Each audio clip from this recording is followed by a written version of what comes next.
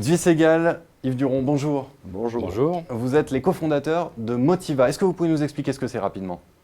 Motiva, c'est une gamme de solutions qui est destinée à améliorer la motivation des gens, allant de la gestion de carrière, le recrutement pour éviter la démotivation précoce dans les entreprises, et passant par la mobilité interne dans les entreprises, jusqu'à l'identification de l'état motivationnel dans les entreprises et dans les organisations, et leur ADN motivationnel, pour faire des entreprises motivées et engagées.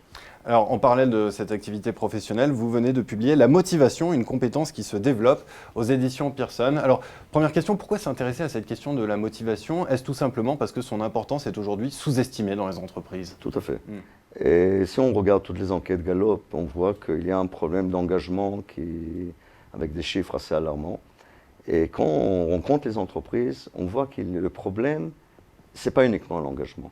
Et je vais vous raconter une histoire très récente, une grande enquête qu'on a faite dans une entreprise internationale dans le domaine agroalimentaire, et qu'ils ont essayé toutes les méthodes d'études, les baromètres d'engagement, et les baromètres d'engagement montraient que ça allait pas mal.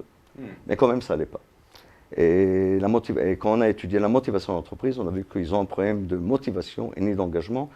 Et je crois que une chose que les gens ne comprennent pas, que l'engagement, c'est émotionnel.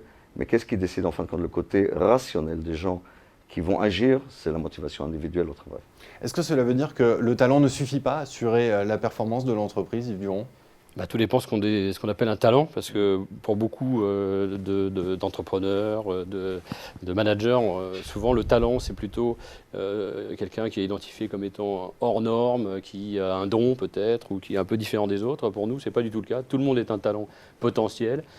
Qu'est-ce que c'est qu'un talent? C'est tout simplement quelqu'un qui est à la fois motivé par ce qu'il fait, par son projet, et qui a les compétences disponibles pour le faire. Donc dans ce cas-là, tout le monde, effectivement, la motivation, c'est 100% lié au talent. Il n'y a pas de talent sans motivation, tout simplement. Alors, je voudrais que l'on parle des leviers pour activer cette motivation dans l'entreprise. Quels sont-ils? Est-ce qu'ils sont difficiles à identifier? Je crois que vous parlez dans votre livre, il y aurait une centaine de leviers différents. Ils sont difficiles à identifier, donc? Alors non, c'est très facile à identifier. Donc, non, mais de bien connaître ceux qui agissent en fonction d'individus. Voilà, donc ce qui est important de retenir, c'est que chacun a des ressorts clés de motivation qui lui sont propres, qui lui sont individuels. Et il n'y a pas deux personnes pareilles en termes de motivation. Chaque personne a ses ressorts clés de motivation.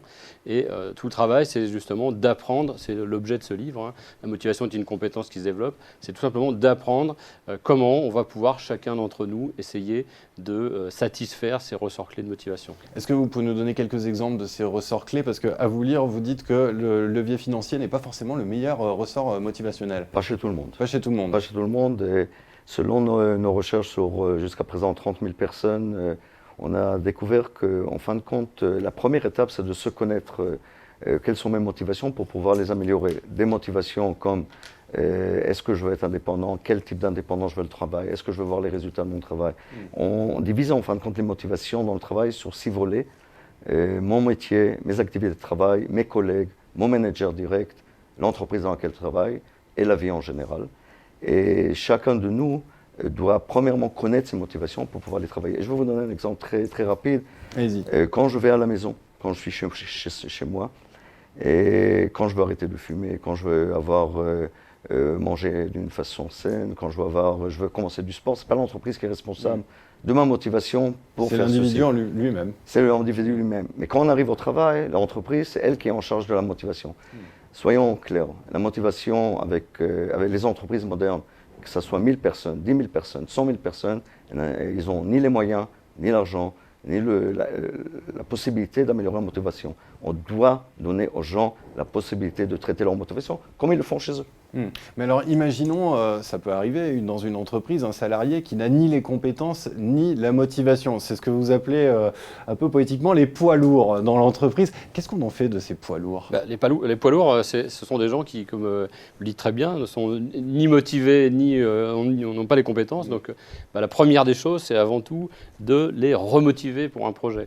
c'est pas la peine de former les gens. Alors, en ce moment, on entend beaucoup dans les médias des postiers qui deviennent programmeurs, etc. Alors peut-être que c'est très bien pour certains d'entre eux qui effectivement se sentent motivés par tout d'un coup faire du code, mais on peut imaginer qu'il va y avoir quand même quelques difficultés. Donc on ne peut pas former des gens qui n'ont pas envie de faire les choses. Donc la première des étapes pour ces gens, c'est déjà de leur redonner, essayer de réfléchir à comment réenchanter un peu le travail en interne en leur proposant des missions, des nouvelles fonctions qui peuvent les stimuler. Et ensuite, à ce moment-là, ils vont être demandeurs de formation. Ils vont pouvoir développer leurs compétences avec beaucoup plus de facilité.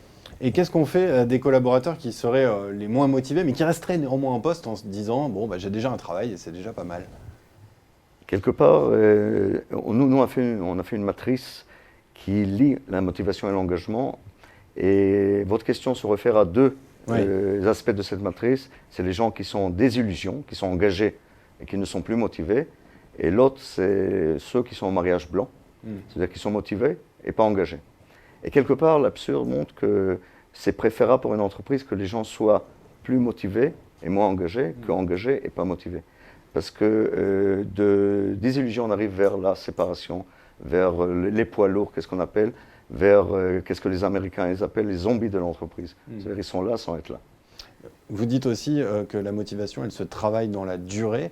Comment cela ? Qu'est-ce qui permet de... La première chose à faire, c'est on a très peu l'occasion, qu'on soit étudiant, professionnel au moment d'un entretien de recrutement ou après dans son travail, de savoir qui on est. Qu'est-ce qui fait qu'on se lève le matin avec l'envie d'aller travailler. Aujourd'hui, les entreprises, et notamment les RH, ont des informations sur les compétences des personnes, sur leur parcours, sur parfois leur personnalité. Mais quand on demande à des personnes au travail, est-ce que vous savez ce qui motive les gens autour de vous ? La réponse est souvent non. Donc la première chose à faire, c'est tout simplement d'apprendre à identifier ce qui nous motive, ce qui nous anime, ce qui fait qu'on se lève avec l'envie d'aller travailler le matin, tout simplement. Devenir expert de soi-même. Devenir expert de soi-même. Et le manager, dans ce contexte, quel est son rôle ? Comment est-ce qu'il peut activer la motivation de ses équipes ? Est-ce que cela demande une transformation radicale de ses missions actuelles ? Ça demande d'être un leader motivationnel. Il y a beaucoup, on met l'accent beaucoup sur le leadership. Mais on oublie qu'un leader peut être un leader sans être un leader motivationnel. C'est quoi le leadership motivationnel ? C'est permettre aux gens de se développer de point de vue motivationnel, créer une ambiance qui permet aux gens de développer leur motivation. Et tout l'aspect de la motivation dans les entreprises modernes, que ce soit au niveau individu, collaborateur, niveau manager, niveau top management, n'est pas assez pris en compte. Et pour ça, il y a aussi dans notre approche une façon de se connaître en tant que leader motivationnel. Quels sont mes points forts, mes points faibles, qu'est-ce que je peux faire pour améliorer mon leadership motivationnel. Dernière question, en forme d'ouverture, la génération Y, la génération Z s'apprête à arriver dans le monde de l'entreprise. Qu'est-ce que ça change en termes de motivation, de stimulation de la motivation pour les managers, puisque les attentes de ces générations ne sont pas forcément les mêmes ? Voilà, la résistance au manque de satisfaction motivationnelle est très faible, effectivement, chez ces nouvelles générations qui, très rapidement, vont... il y a beaucoup de jeunes, on accompagne aussi des jeunes qui, à peine arrivés, des jeunes diplômés, à peine arrivés en poste, au bout de 3 semaines, 1 mois, commencent à se dire déjà, ça y est, je ne vais pas tenir le coup, ça ne m'intéresse pas. Oui. Donc ça, c'est quand même assez nouveau. Jusqu'à maintenant, on était capable, souvent, dans les entreprises, disaient, si tu patientes quelques années, tu pourras évoluer sur tel type de poste. Aujourd'hui, ça ne fonctionne plus du tout, il n'y a plus de perspective temporelle, donc il faut tenir compte des besoins du moment, besoins immédiats, motivationnels des jeunes recrues, et notamment en recrutement, c'est quand même un élément clé. Je veux compléter cette réponse avec un point. Si on doit donner un conseil à un manager, c'est le feedback. Cette génération a grandi avec des feedbacks immédiats. Quand elle met un post au Facebook, tout de suite like, share. On a les messages, on a le WhatsApp, on a les devis bleus. Quand ils arrivent dans l'entreprise, cette génération qui est habituée à un feedback immédiat, elle rentre dans le vide feedbackal, qu'est-ce qu'on appelle. Le manager, s'il veut, s'il sait, il leur donne de temps en temps un feedback, et cette génération a besoin, comme façon de vivre, d'un feedback immédiat, comment j'étais. Et si on peut donner ce conseil, de tout qu'est-ce qu'on a écrit dans le livre, faites un feedback.